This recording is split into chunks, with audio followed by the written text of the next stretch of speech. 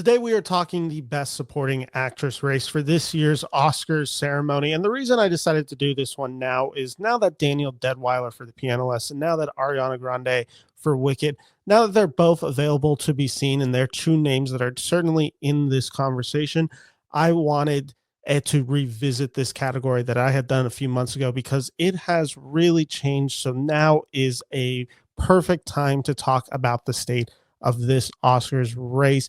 And after that, I will be talking about Wicked now that it is out in wide availability. I wanted to talk about this film, which is certainly blowing up right now. This film is going to gross over $100 million domestically in its opening weekend. This has become a phenomenon, and I wanted to talk about its Oscar prospects. So we'll be talking about that later, along with the current state of the Best Picture race.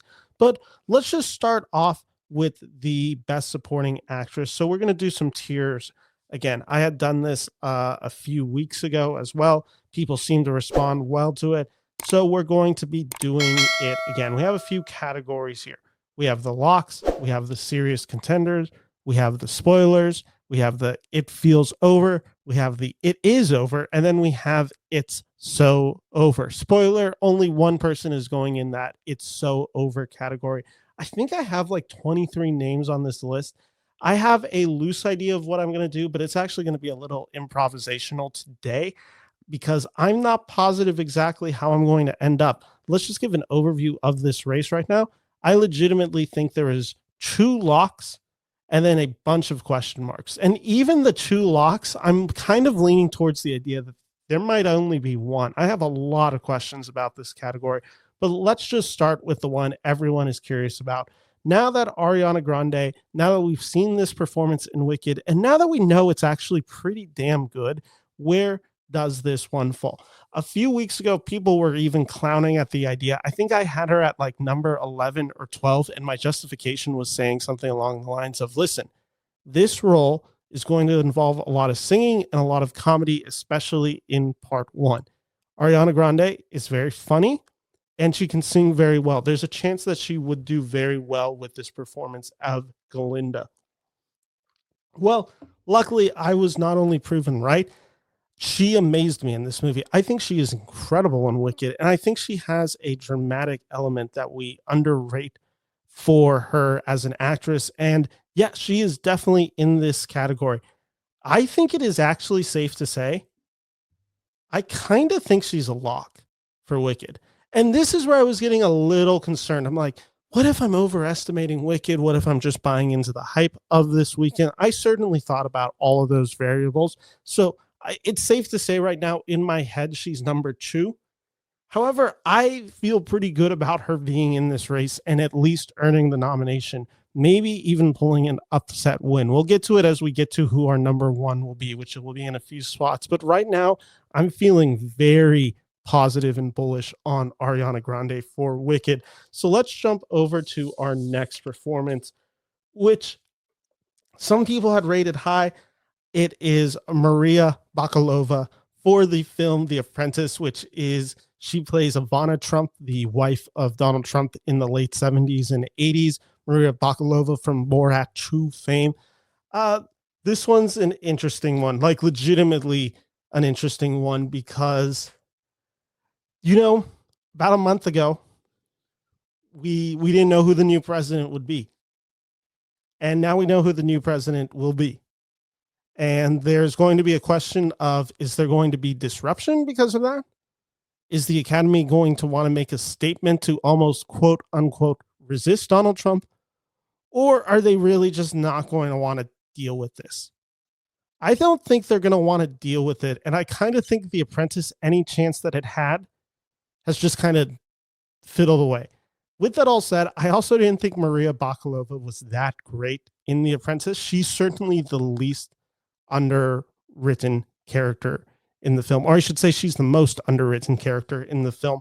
So I'm not feeling very positive on her. I'm putting it in It Is Over, and I think The Apprentice is going to maybe even go 0 nominations. I was really hoping for Jeremy Strong because I think he's wonderful in that movie. Not sure if I feel that anymore. All right, let's talk about this next performance, which is Oh yeah, let me confirm the name right here. It is Carie Coon for His Three Daughters. Now, this film is interesting because it has three supporting actresses in Natasha Lyonne, Elizabeth Olsen, and Carie Coon. I think this movie, which I did see, is actually quite good. And all three of the performances from the female cast members are really powerful and they work in tangent with one another. That also makes it really hard to establish them. I think the issue that this film will have is that I don't think any of them are going to get nominated. But if you had to do the whole quote unquote power rankings, which is the idea of this, a tier list, who goes above one another? So here's the thing. Let's just do two of them real quick. Let's do Carie Coon, and then where is Elizabeth Olsen? She's right here on this list. Where do I have them? So I do have, we're doing a few It's So Over. And I'm putting Carie Coon on the It's So Over. And I'm putting Elizabeth Olsen here, but just one spot higher than Carie Coon. If there was to be one nomination, I don't think it will be either of them because I think Natasha Lyonne, which we'll get to. Actually, I guess we can do it right now. Where do I have Natasha Lyonne? I'm trying to look on my list. I have her in the It Feels Over category. So this is the His Three Daughters. I think Lyonne gives the most flashy performance in the movie. I would actually say Elizabeth Olsen might be my favorite performance of the movie, but it does just beg the question of what are we doing here with these three who none of them I think will get nominated.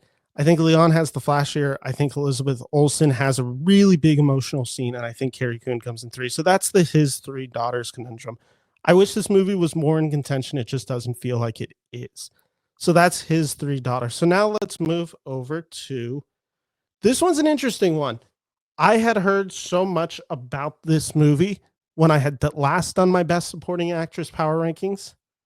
And people were like, why did you skip Jennifer Lopez for the movie Unstoppable? And I'm like, what is that movie? I've never heard of that movie. So I did some more research. This movie will be coming out sometime next month. I am not feeling any hype for this movie. Like Jennifer Lopez, when she didn't get in for Hustlers, there was an understanding of like, oh, she's in this race the entire time and was considered a snub when she didn't get in. This movie, I don't feel like anyone knows about it. So I'm not feeling particularly positive. I will put her in the It Feels Over. I will put her one above Natasha Lyonne just because we all know what His Three Daughters is. Not enough people have seen this film. Maybe Jennifer Lopez can come out swinging and really do a press tour. I'm not feeling it right now. So that deals with that. Now let's go to my other of the two locks, which is a little film that has been quite divisive. It is Zoe Saldana in the film Emilia Perez, a film that I thought was good, neither great, neither bad. A perfectly good 3-star movie. And in this film, Zoe Saldana gives the best performance. She just straight up does. It's kind of unquestionable. She is a captivating screen presence in this movie. She's never won an Oscar, so I'm taking that into it. She's in a film that's certainly going to garner a few nominations, and she's the best part of the film. Currently, it kind of feels like she's number one in this race. I think it's a loose number one, and I am putting her number one for the purposes of today. Emilia Perez feels vulnerable. Audiences have been kind of mixed on this movie. Critics' reception is tanking. There's so much divisiveness towards this movie. And I don't know. This movie isn't getting stronger. So while she's number one in November, she needs to make it all the way to like the first week of March. I don't know if she's going to stick on to it. Now, maybe this is the case of this is the one win that Emilia Perez can get in the above the line categories. Maybe that's true. I just don't know. I think that's a weak number one. And I kind of think Ariana Grande is ready to take the number one spot. I'll just say it right now. So let's jump on to this next film, which is another movie that I haven't heard a ton about in this moment. And it is, and I just want to confirm. Yeah. It is Aujanue Ellis Taylor for the film Nickel Boys. This is a film that I keep hearing about, and I've heard this is directed by Ramel Ross. It comes out next week. Actually, 2 weeks from now. I think it's first week of December, if I'm correct, if I had seen the dates correct. And I've been hearing some stuff about this movie, and I've heard the direction of this film is incredible, and the actress Aujanue Ellis Taylor is just great. And we know that. We know she's an incredible actor. We've seen her in enough films to know that she's good.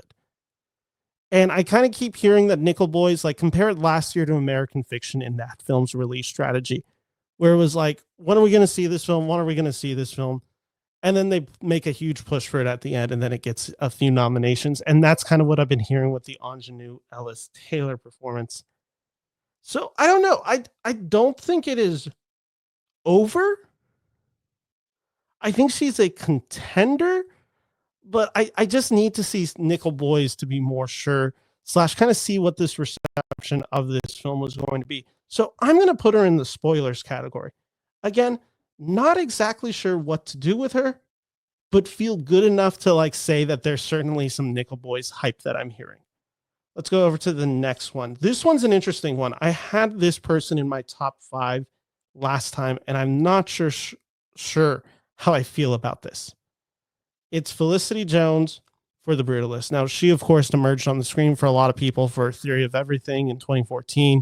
She went on to play Jyn Erso in Rogue One. I believe, is she also in, I'm trying to think of what some of the other films. She's in the base on the Basis of Sex, which is the Ruth Bader Ginsburg film. I believe she's in that film. Had a kind of quiet past few years. This film's coming out, The Brutalist. It's getting critical acclaim. It will come out, from my understanding, like last week of December, which could mean that a lot of audiences won't actually get the chance to see it till January, or even, God forbid, closer to the award season. This is being distributed by A24. And I've heard that of an incredible film, the Felicity Jones is the most underwritten, worst part of a really great film. Not necessarily meaning that she's giving a bad performance, not even meaning that that's a bad storyline, that just she kind of gets shortchanged in this movie. With that said, like, I think she's a contender because I think The Brutalist is going to perform pretty well. So she might be she might be on the border of contenders and spoilers, but I think she's in the race. So I'll put her in the serious contenders right now. Let's go to one of the most divisive performances of this year, one that has been certainly getting a lot talked about, and it is Selena Gomez for the film Emilia Perez. Now, let's make the pros and let's make the cons list. The pro, she's an incredibly famous person. She's one of the most followed people on social media. I quite literally did not know that until doing research for Selena Gomez for this. I know her from Wizards of Waverly Place. I grew up with that show. I think I was like 8 or 9 when the show originally like debuted. Like, I'm very aware of Selena Gomez as a comedic actress, and she's been in my life for quite a while. I know she's done other films. Like, I know she was in Spring Breakers. Like, I know she's obviously on Murderers on the Building, which has really given her a reappraisal, I guess, in Hollywood, like has really brought a new life to her career. So I know like she has, and I know she has the Wizards of Waverly Place reboot. This, I think it already came out. I'm not positive. Like, there's a lot working in her favor, and she is campaigning for this. Make no doubt about this. Like, she just quite literally had a screening of this film with Meryl Streep and Martin Short in attendance. You can bet she's going to call all the shots for this movie. She's going to get everyone on the line. She's really going to campaign for this movie, and her presence in the movie means more people have seen this movie. So with that said, I guess let's talk about the performance real quick in Emilia Perez. I actually think she's quite good in a movie. I think her character is slightly underwritten, but I think she's good in the movie. Like, that doesn't really excuse the fact that I think she's good in the movie. So so here's the question.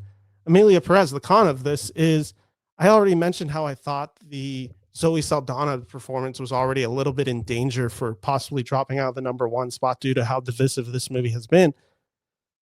Is this movie, if it's so divisive, is it going to get 2? That's what I'm a little concerned on. So I am going to put it in the serious contenders, and we'll wrestle with it at the end when I have to make my top 5. Who is next on this list? Not going to go into much depth on this one. This is Lesley Manville for the film Queer. I don't know when I'm going to see this. This is the Luca Guadagnino, Daniel Craig novel, or it's based on a novel by William S. Burroughs. Is that the name? I'm blanking on it. That might not be the name of the author who does Queer. In fact, I'm pretty sure I'm wrong on that. But I don't know when I'm going to see this movie. A24 hasn't made it particularly clear. And this movie was very divisive out of its premiere at the film festivals. I think it premiered at Venice. I want to say it was at Venice. And I've heard she's quite good in this film. Like, I have heard critics say she's good in this film. I don't know. It seems like the only real contender that I've seen for Queer is maybe a best adapted screenplay and Daniel Craig being in the race. So it feels over for her. I'll put her above Maria Bakalova for The Apprentice, but it's not a great, I feel confident in this. Let's talk about one that I'm bullish on, and I'm sad about this one, that it just doesn't seem to be going anywhere. It is Toni Collette for the film Juror Number 2. Now, I saw Juror Number 2. Sacramento was one of the 50 theaters. I think it was actually 35 theaters nationwide that got Juror Number 2. So I went to see it the one weekend it was out, and it's excellent.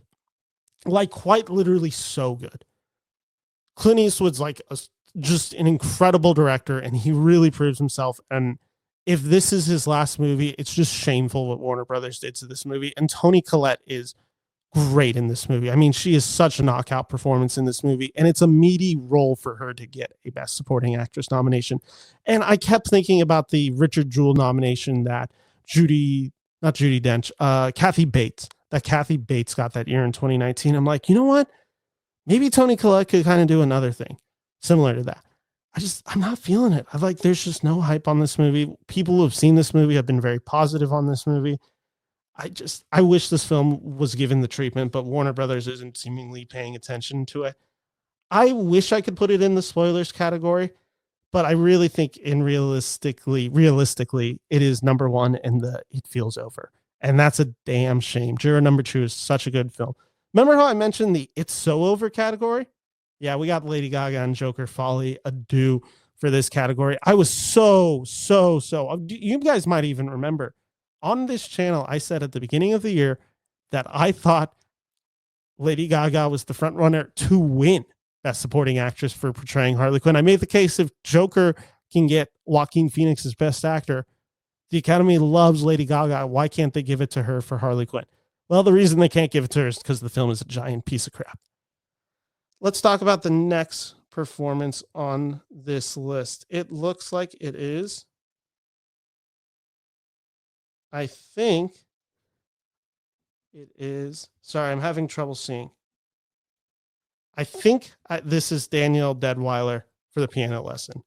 It's a little small of an image. I wish I had chosen a clearer image to choose, but I'm pretty sure that's Ray Fisher standing next to her.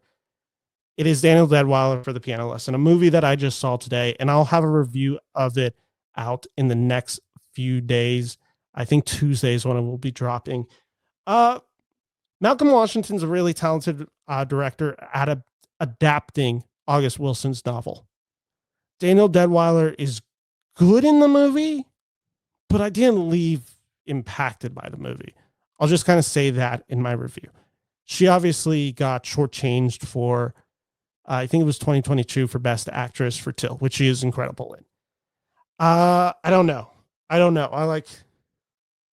A part of me says that she'll get in and she'll be kind of the lone Piano Lesson big nomination, or definitely the only one that an actor will get. Another part of me is I wouldn't be shocked if in January we're looking at it, we're like, oh, Danielle Deadwyler got snubbed again. I'm putting her at serious contenders right now because I think she is, but I don't know. This one could go a few either ways. Cause like I said, she's good in the movie. She has a few really great scenes in the movie. She's pretty exceptional in the movie. I just don't know if this movie is going to be enough. And I don't know if the impact of some of her big scenes, especially one at the end, carries the weight I think it needed to. Like, this isn't Viola Davis in either Ma Rainey or Fences. This isn't Chadwick Boseman. Like, it's a little bit softer and quieter of a performance, and it certainly has meat on its bone that she's able to, she's able to do a lot with. It didn't have the impact that I was hoping it would. So that's just kind of my quick discussion on the piano lesson, which again, I'll do a review for later this week. Let's talk about this next one. I mentioned this film last time. It was Jamie Lee Curtis in The Last Showgirl. I mentioned it because Pamela Anderson, I predicted she might get an Indie Spirit Award. There's just nothing to be with this movie. It's not getting the hype. Pamela Anderson is really the focus of this movie. I've heard Dave Bautista's good in the movie. I haven't really heard anything about Jamie Lee Curtis. Let's talk about a film that a lot of people were in my mentions for in my best actress race for not talking about it. It is, what is it? The actress's name is Fernanda Montenegro for I'm Still Here. This is the Brazilian film starring, oh my gosh, I am blanking on the actress's name, Fernanda Torres. Again, apologies, guys, to any of the Brazilian fans listening to this video. I do apologize. I believe this is coming out from Sony. Sony Classics, I believe, is the studio distributing it. I don't know when I'm going to get to see this movie. Like, just straight up, they haven't made it clear when this movie is going to be able to be screened for critics like me who are not in the big cities. Like, I don't know, like, but I'm certainly feeling hype for this movie. There's certainly, not even just in my YouTube comments, like, there's more and more people talking about this film, more and more critics raving about it, specifically the Torres performance, but Montenegro is certainly getting her flowers as well. I have her in here. I'm going to put her as the spoilers category because that's just kind of generally how I feel about I'm Still Here now as the past 2 weeks have gone by and I'm hearing more and more about this movie. Let's go to the next one. This is Monica Barbero for A Complete Unknown. And we also have next to her Elle Fanning for A Complete Unknown. Yep, it's Elle Fanning. So this film screened to a very select number of critics a few days ago. The reception seems to be pretty positive out the bat. And I know on the big picture, Sean Fennessy alluded to the fact that he really liked aspects of the Chalamet portrayal of Bob Dylan, or at least how the film portrayed Bob Dylan in this movie. And I've heard some positivity specifically towards the Monica Barbero performance. She, of course, is best known for her role in Top Gun Maverick. I feel better about predicting Monica Barbero in the spoilers category, but I am still struggling with the belief of, I think A Complete Unknown will compete, but I really do think it's going to be solely competing in Best Actor and maybe like director, maybe picture, like screenplay. Like, that's real. I'm seeing it. I just don't know if any other actor is going to get the attention or if this is really going to be a Chalamet dominated performance and film. So I am going to put Barbero in the spoilers. I kind of have her low on here. Elle Fanning, I just haven't heard enough. I'm going to put her in It Feels Over because, again, if I'm putting one in spoilers, like, I just don't think two are going to come from A Complete Unknown. Which brings us to the next performance. It is Michelle Austin for the film Hard Truths. I believe, is this Mike Lee, I believe is the director's name for this film. Heard good about it. Again, just kind of a film that I haven't heard much about. Kind of feels like an indie spirit. I'm going to go quick on this one. Where did I have her? I had her in It Feels Over, but I'll put her right around where I have J-Lo. Let's move her. And then we got Connie Nielsen for the film Gladiator 2. Connie Nielsen, who's reprising her role from the first Gladiator movie. I thought she was actually quite effective in this movie. It's also the case of just like Gladiator 2. I really loved this film and it has issues. And I know a lot of people weren't as high on the Connie Nielsen performance, as high as I was, I should say. So I'm going to say it's over for her. But again, I really like this performance. Oh, this one's exciting. Let's talk about the film The Substance, which is one of my favorite movies of the year still. And as great as Demi Moore is in the film, and trust me, she is wonderful in The Substance. I think the best performance in the film is given by Margaret Qualley as the younger version of the Demi Moore character, as the clone, however you want to call it. She is incredible. She is so funny. She's obviously so beautiful. Like, this movie uses every bit of Margaret Qualley, quite literally and figuratively, and she's game for it. Like, this is an insane performance from her. It is uber charismatic. It is uber funny. It is just such a wild out there. She goes for it. It is brazen performance, like just truly a shockingly fun performance. And I don't know, I feel like The Substance is getting like some like momentum. Like, she's the number one on my spoilers list. Like, I could really see The Substance overperforming. And I don't think Margaret Qualley is going to get in. Like, I really am feeling great about Demi Moore's chances. Like, I really hope that happens. But if like The Substance gets a best picture and maybe even a best director and a screenplay, like, maybe the sky's the limits. Like, it could get in for visual effects. Like, I don't know. Like, I'm hoping the hype is real. And now we're down to the two performances in this category that I have a lot of really negative mixed feelings on. And it is, let's start with one of them, which is Isabella Rossellini for the film Conclave, which I think it's even ridiculous to the fact that she's really in this conversation, let alone the fact that not only is she in this conversation, like, people are actually predicting her to get a nomination for literally 1 minute of screen time. She's actually in the movie a little bit more. She has less than a minute of speaking dialogue. And that scene is good. I found it to be incredibly overwritten and very on the nose. Like, just quite literally, like, let's explain the big ideas that were pretty obvious in this movie, and let's just have this character deliver it. I compared it negatively to the Barbie speech that America Ferrera gives. Like, her role is quite literally like 25% of what the Ferrera role is. Like, Isabella Rossellini is barely in this movie, and yet she seems to be a contender in it. I don't feel good about it. I'm putting it at the bottom of the serious contenders because I just don't think she should be a serious contender. And then finally, let's talk about another film that I was very mixed negative on. Let me just clarify it. I was not mixed negative on Conclave, and I thought Rossellini was good in the movie, just in the smallest of smallest roles that I wouldn't put it in a best supporting actress.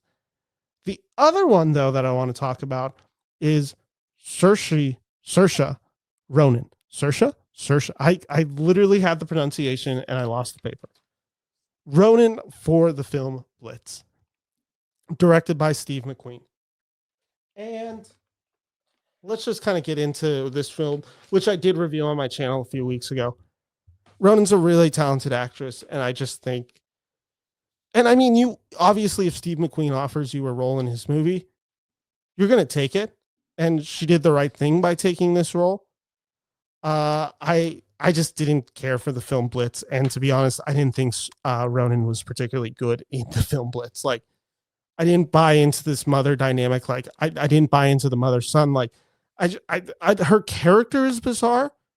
This is a story about a mother whose son goes missing during the bombing of London, and like, she doesn't really go out searching for the son, and it's supposed to show like kind of the day-to-day life. This movie did not connect with me. I thought it was pretty boring, like, and I thought the Ronan performance was extremely stale, and yet she's probably going to get in for this. So, like, got to make room for that. So for me, I think she's 4. And this is where I'm talking about the idea of, like, you know, like, some of these spoilers could come in, like somebody like, is that true? Yeah, okay. I was confirming that. Someone like Margaret Qualley can come in, because I think someone like Ronan is very soft. I think someone like Selena Gomez could potentially be very soft. I think someone like Daniel Deadwyler is fairly soft. So, like, that's where I'm like, you know, outside of Perez, so Zoe Saldana for Perez, I don't know. I'm a little mixed on a lot of these. And I think a few of them are going to get in, but like, I don't feel incredible about that belief. Like, even like Ariana Grande, I mentioned as a serious contender, but like, I'm not positive that's the case. Like, maybe I'm just overrating Wicked. With that said, my top 5 are Zoe Saldana, Ariana Grande, Danielle Deadweiler for The Piano Lesson, Saiorse Ronan for Blitz, Selena Gomez for Emilia Perez. And then on the outside looking in, number 6, I have Felicity Jones, The Brutalist, Isabella Rossellini, number 7, number 8, Margaret Qualley. Number 9, this is Aujanue Ellis Taylor for Nickel Boys. And then number 10, Fernanda Montenegro for I'm Still Here. And then Monica Barbero ending that spoilers list. Let's jump over to, I think, what a lot of people have been wanting to hear, which is the Wicked predictions, which, again, just got this chance to see the Wicked. You can check out the review on this channel. But this film is a sensation, and it seems like it is now firmly in the race. I know for a fact that the film has been screened for Academy members, and the screenings have been quite popular with Academy members. So let's just kind of talk about some of the ones that I see as a lock, and let's just get over with it real quick. Ariana Grande lock. Like, just straight up, like, it's kind of cool to say that, because like this is one of those types of performances that I always root for, because it's not even like necessarily like it's the best supporting performance that I've seen this year. Honestly, if I was thinking about it, I would probably say that's Margaret Qualley in The Substance, but like, this is one of the ones that it's always fun to see somebody that you know, recognize, and that gives a kind of exciting performance that you didn't know they were capable of.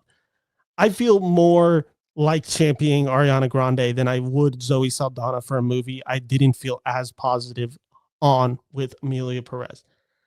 Ariana Grande is great in Wicked, so she's a lock. I really do feel like she is going to get it. Then we got this next one. And so I should just mention I have the categories of the locks, the contenders, the spoilers. The rising tide lifts all boats. This is the idea of like, if this film really catches on and gains momentum, don't be shocked to see that this film gets a few nominations elsewhere. And then finally, the unlikely. This is just the ones where it's like, it's just a bridge too far. So let's talk about the next one, which is Best Adapted Screenplay. And I am doing this all off the top of the dome. I haven't prepped any notes for this. Besides, these were the ones I want to talk about. And it is 1, 2, 3, 4, 5, 6, 7, 8, 9, 10, 11, 12, 13 categories that I want to go over for the Oscars race. I think there are 13 where the film has at least a campaign that it's running. So we now have Best Adapted Screenplay. Obviously, this is based on the Broadway play, which is based on a book. I think this is a contender. I was trying to think of some of the other best adapted screenplays. I'd seen some other lists had it around the 4 or 5 spot. I think this is just kind of makes sense for it to be an adapted screenplay, obviously adapting the musical. So I feel good about this one. Next one I have is Best Cinematography, which this one's interesting. I will tell you right now, I am leaning towards contender or spoiler. I'm thinking of films like Conclave that have really good cinematography, even something like Gladiator 2 that has the fight sequences.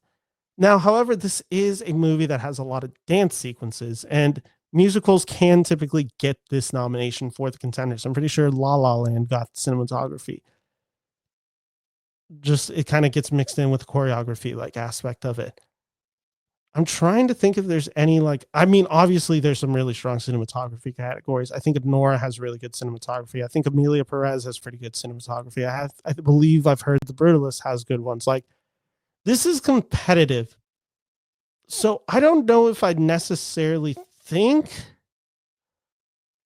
Let's put it in the, is it contender or is it a spoiler? Is it contender or is it a spoiler? I am going to say cinematography, top of your head. Gut's feeling is saying that it is outside looking and could be a spoiler. Let's go over a really easy one. This is even easier than someone like Ariana Grande. Best costume design. This is the lock. This is probably the front runner to win. Like, this is put the money down right now. This is probably going to get in. Not even probably. This is probably going to win, is what I should be saying. Like, this is the easiest of locks for Wicked.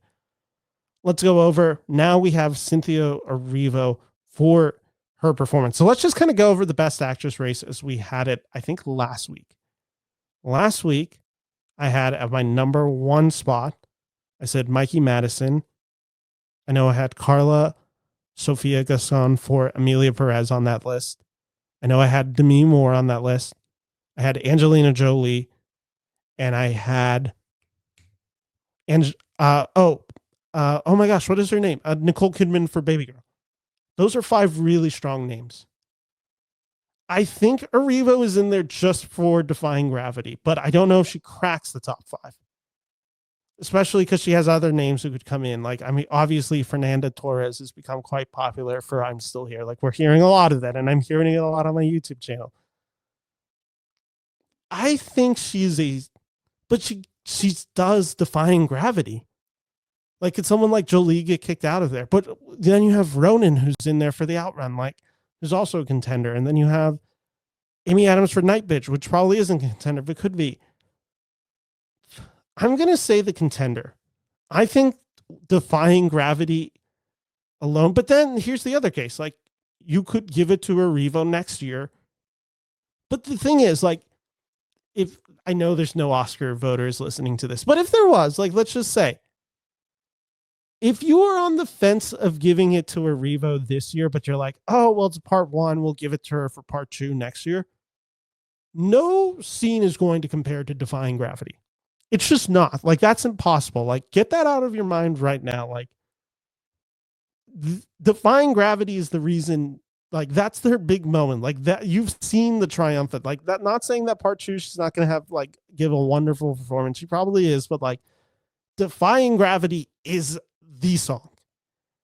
I'm going to say Defying Gravity actually might catapult her into the race. So I'm putting her in the contender. Best makeup and hairstyling, I also think this is a pretty safe lock.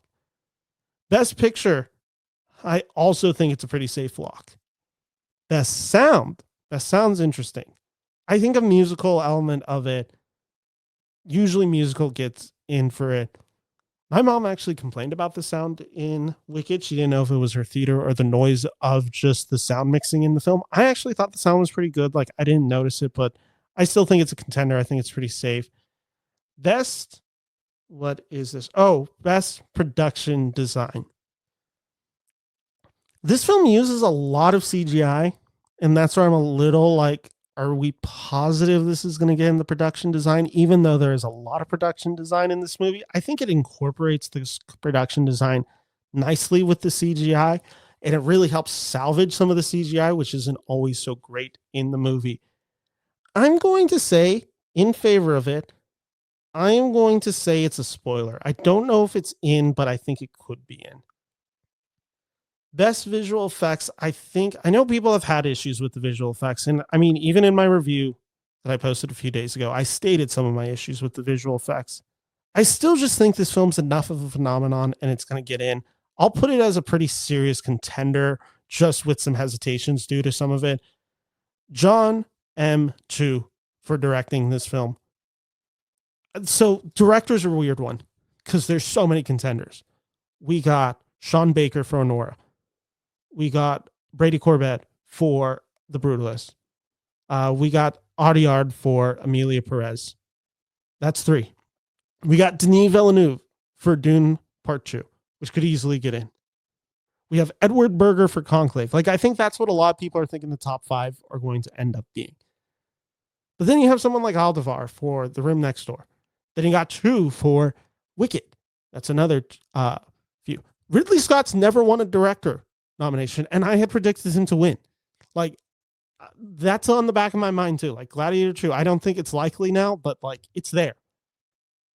So that's 8. Like, just 8 off the top of my mind. And like, I'm sure I'm missing, like, James Mangold is apparently a pretty capable director, and a complete unknown seems to be getting positive reviews to start. Like, that's 9. Like, there's just a lot of contenders. Like Ramel Ross. Willa Farge gets it for Farge, however you pronounce it, for The Substance. Like, I feel listed 10 or 11. Like, it is a huge list of directors this year. I feel he is a rising tide lifts all boats. Like, I don't think he's going to get in the race, but if this film just gets so many nominations, like, it wouldn't be the most shocking thing. Let's do Jeff Goldblum. This is again the kind of rising tide, but I don't think it's unlikely. I don't think it's likely. Like I just threw his name in there because he's Jeff Goldblum, but as good as he is in this movie, and I think he's quite good, uh, it's just not happening. The role's too like Jeff Goldblum coded, and it's done in a fun way, but it's just I don't think it's a serious enough performance. Even though I liked him, the best supporting actor is pretty tough this year. And then the last one, best film editing, which I did want to talk about real quick. This is also the weird one. I kind of also think this is the case of a rising tide lifts all boats.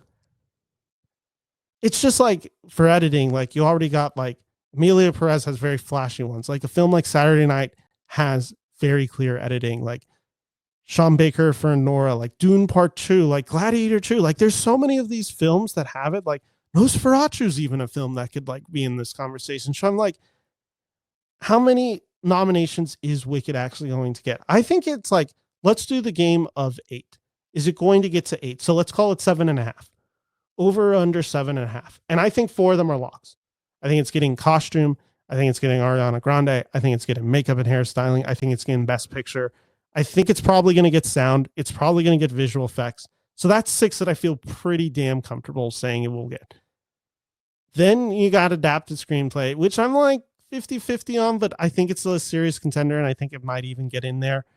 And then it's Revo. So like, it's kind of the question of, do you think it's going to get that? Do you think it's going to get production? Do you think it's going to get cinematography? Like, that's where it's like a little questionable. So like, I feel good about 6. Can I get it to 2 more between adapted, actress, production, cinematography? I'm going to say this film gets to 8.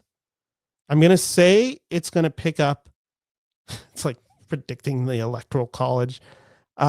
I think it's going to get the best adapted, so that's 7.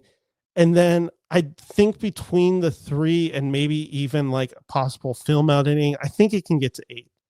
So that's my feelings about that, which let's switch over to the last part of this, which is we're talking about the best picture power rankings. And this will just be a quick one. So I figured with the talking about the Oscars race, I should also just kind of give an update on the best picture race as it stands. So I kind of figured week to week, however often I'm doing these videos, let's just kind of see if anything's changed. Haven't done this discussion in a while, so let's just kind of start with the 10. So I think there are pretty much 5 or 6 that feel pretty safe right now. At my number 1 spot, and it hasn't changed from Neon, it is Anora. I think that is firmly in the number 1 spot. I can't believe this. I am putting at the number 2 spot. Like, and again, this isn't necessarily what I think is going to win Best Picture, just that like what feels like for sure going to get a nomination. Like basically, do I think my number 2 is more likely than my number 3 to get a nomination? So I have Wicked in my number 2. Like, I think it's a pretty sure thing. And I think originally when I had done this, I had like Wicked in the low 19, 20, 21 like range. Like it jumped to the number 2. That is obviously hype of the opening weekend and how much I like this film. I don't think it's going to stay number 2, but I think it's firmly in this race. Number 3 moved up 2 slots. Apparently I had it at number 5 last time I had done it. It was Conclave for Focus Features.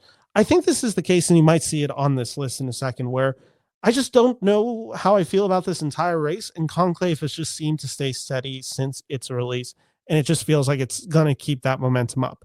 So that's why it's at number 3 from Focus Features. Number 4 dropped 1 spot. Originally, I had it at number 3. It is The Brutalist A24. I think it's just dropped 1 spot. I have a feeling once this film premieres in about a month, like it will end up it will end up bouncing back up. I think The Brutalist is going to be kind of similar to Zone of Interest, where that's how A24 is going to do it. And I think there's going to be a little bit of a backlash. Not backlash, but it's just going to be like, what is A24 doing? Why are they holding this film? And then you look, and the day the Oscars drop, like Zone of Interest was last year, where a lot of people are like, is this film just going to absolutely miss the entire award ceremony? And then it ends up getting Best Picture. It ends up getting Director. Like it gets a bunch of these nominations. I think that's what's going to happen with The Brutalist. But for right now, since it's, it's kind of a waiting period, it dropped 1. Biggest drop on this list for sure is Emilia Perez coming in at number 5 from Netflix. The backlash is real on this movie. And usually I kind of say like the online fervor backlash of the movies don't really matter. A lot of people aren't really digging in Emilia Perez, and I'm just kind of curious how that will stick. Like I said, I think the movie's good, but I also think it's kind of a hard hang, and I think it might be a hard hang at home, not in a theater. I think the fact that I didn't see it in a theater really hurt my experience. Number 6, Drop 2. It is Dune Part 2 from Warner Brothers. Uh, Dune Part 2 is kind of just taking its hits. Like, I think this should be firmly in the race. And honestly, like, there should be a case that maybe even Denis Villeneuve should win, even though I wouldn't make that case. Like, I don't know. It's just like it's not gaining momentum right now that it should be gaining, and it's dropping. Like, I think it's still firmly in this race. Like, I'd be shocked if Dune Part 2. Like, again, I kind of feel really good about my top 6 getting nominations, but I think some of them are not as strong contenders as they once had seen. The number 7, 8, 9, and 10, this is where the list gets really funky and messy. So this might be a little bit of personal preference. Originally, I didn't have a real pain making this top 10 when I had done this list back in like beginning of October, or maybe end of September. Like, I didn't have it. I thought the film was too small. I thought it was maybe even not getting the Culkin nomination. Culkin might be the front runner to win at this point. Like, as crazy as that is to say. And I think Jesse Eisenberg could actually potentially win Best Original Screenplay as well. He's going up against Nora, which is a tough challenge, but like, it's on the table. And I don't know, like, this film is hanging on. Audiences are liking this film. Like, it is a very likable film to watch, and it's a small film. Searchlight is really good at campaigning these types of films. It's just a human story, and it's a smaller scale, and there's not a ton of bells or whistles, but I think voters might appreciate that. Coming in at number 8, a film that I really disliked, and you can see it dropped a few spots online. It is Blitz, Steve McQueen. I mean, Apple's just going to campaign and they're going to spend a lot of money on it. And like, it seems like BAFTA, the British branch of the Academy, or obviously they're not like the voters of it, but they certainly have a good amount of crossover. The audience international has been more positive towards this movie than both the American audiences and the American critic audiences. Like, I don't know. I didn't buy into Blitz. I think it's a pretty weak number 8. And I wouldn't be mad to see this film drop off, but it's just kind of the question of, and we'll get to some of the honorable mentions, like, what's going to knock it off? And so while I have it lower, it's a question of, is something going to knock it off? Apparently I had Blitz last time at 6. Number 9, Gladiator 2, Paramount Pictures. I talked about it. I love this film. It was a 4.5 film for me. It is the question of now what is going to happen with this movie now that it's come out, that the audience reception is seemingly positive, but there's definitely been, I've been seeing a lot of comments on my YouTube channel of like, this movie's overly CGI, like this movie isn't fun, like you're crazy for liking this movie as much as you did. I really love this movie. I don't know, it's not a strong contender. The critical reception of this movie has been mixed positive, I'd say, which again, critics don't matter. Ridley Scott, actually, I know he's kind of like, we think of it as just because of the fact that he's never won a Best Director, that the Academy has biased against him. Like, he got Napoleon like 3 or 4 nominations last year, despite no one really loving that movie. Like, he got a lot of technical ones. I think Gladiator 2 is going to get a bunch of technical. That's why I have it at number 9. Number 10, I have A Complete Unknown, which was my number 10 last time. It just kind of feels firmly cemented in this race. And the fact that there was positive reception towards this film at its premiere. Again, you should be distrustful of positive reactions, but I trust someone like the people that I've heard. I heard Clayton Davis had a positive review of it. I don't know, again, if Fennessy on The Big Picture actually had a positive review of this movie, but he certainly complimented this movie on his last show. Like, that's enough to at least make me think that this movie has potential. And that's why it's sticking in my number 10. And specifically, it's because I'm not feeling sure on the other title. So I have a few honorable mentions. Nosferatu, which is getting good reviews. I almost put it at the number 10 slot, but this is kind of a wait and see and prove it. I'm so excited to see Nosferatu. September 5th, which is again, wait and see. Room Next Door, which I had on the list last time. It dropped for sure. I just don't know. I am not hearing any real positive buzz on this movie. Everyone who I know goes to see this movie. It's just like, it kind of gets lost in translation. So I'm just not sure if it's going to be able to crack the top 10. Sing Sing, like A24, you need to start campaigning this movie if you wanted to get it. Nickel Boys, again, this could be a movie that gets a huge boost next month, but right now, Substance, that's my hope. Please, I would love so much if we didn't have to talk about Blitz and the Substance was in there. Like, let's do it. Seed of the Sacred Fig, which is an international film. I'm Still Here, which is an international film. Not to be like just slight on those, not to be like yada yada over them. Just the case of I can't speak a lot about them. I believe Seed of the Sacred Fig, is that it might actually be a German film about an Iranian situation, or from an Iranian film director. I think that's the case. Uh, I've heard positive things about this movie, and I've also heard some lukewarm things about the Seed of the Sacred Fig. I'm still here. I've only heard positive things. Like, I really think this is going to be a best international feature for Brazil. And, you know, like, the Academy did Drive My Car. It did Zone of Interest. Like, they are not afraid to nominate. And even in the case of Parasite, give Best Picture to an international film. And then finally, The Piano Lesson, which I saw today, and I'll be reviewing later on this channel. I don't think it's in the race. So let's get back to me. So, let's hit me back. Thank you all for watching this video, and I hope you guys like and subscribe to my channel. And just give me the shout out, give me the like. It really does help me, and it really does help me grow and get to see these movies earlier. So what did I miss? I know I went over a ton of information. I'm sure I missed some, but thank you also for watching, and have a great day. And we'll talk again about, I think Best Director is going to be coming up next week. So thank you all so much for watching, and have a great week.